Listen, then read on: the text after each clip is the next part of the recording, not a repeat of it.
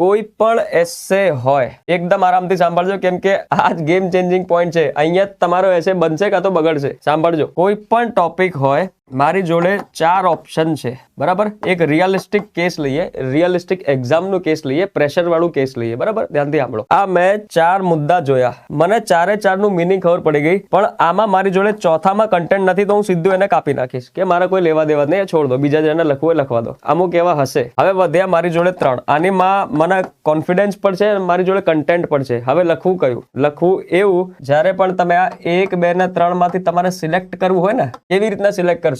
હવે તમે ટોપિક ને છોડ દો, તમે અહીંયા આવી જાઓ. અપ્રોચ થી તમે સિલેક્ટ કરો. અપ્રોચ થી તમને જે બેસ્ટ અપ્રોચ લાગતી હોય, તમને એવું લાગતું હોય કે આ અપ્રોચ મારી છે, ગમે તેવો એસે આવશે, આવડતો હશે કે નહીં આવડતો હોય, આ અપ્લાય કરીશ તો મારો એસેમાં મને કન્ટેન્ટની કમી નહીં પડે, એક્ઝામિનર અંકલ ખુશ થશે. બરાબર છે. સો આ જે 6 અપ્રોચ છે, તમે જ્યારે પ્રેક્ટિસ કરશો તમને એવું લાગશે લખતા. જો હું હોય ને તો હું એક એસે, અલગ અલગ એસે આ 6 એંગલ પર લખું, કાં તો એક જ એસે હું આ 6 એંગલ પર લખી જઉં. પછી મને ઓટોમેટિક ખબર પડી જાય કે આમાંથી કઈ મેથડ મને મારી સ્ટાઇલને સૂટ થાય છે.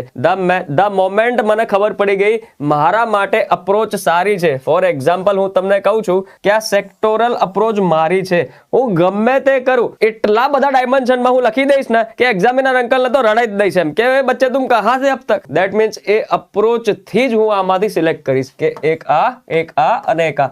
મને ખબર પડી ગઈ કે મારે સેક્ટોરલ થી જ લખવાનું છે. આ જસ્ટ ખાલી એક્ઝામ્પલ આપું છું. ધેટ મીન્સ કે first select your approach, then the topic. Topic પહેલા સમજો, પણ પછી તમને ખબર છે, ઘરેથી નક્કી કરીને આવજો કે હું તો બ્રહ્માસ્ત્ર વાપરીશ, ક્વેશ્ચન એન્ડ આન્સર વાપરીશ, કા હું તો પેસ્ટલ જ વાપરીશ, હું તો એસડીજી જ વાપરીશ. એવી 2 મેથડ તમે આઈડેન્ટિફાય કરી લો. આ મેન્સ માટે, ચેમ્પિયનશિપ માટે તો તમારે એક જ મેથડ જોઈએ છે. એમાં જો 100% કોન્ફિડન્સ હોય, પછી જેમાં તમને મજા આવે એવું કરો.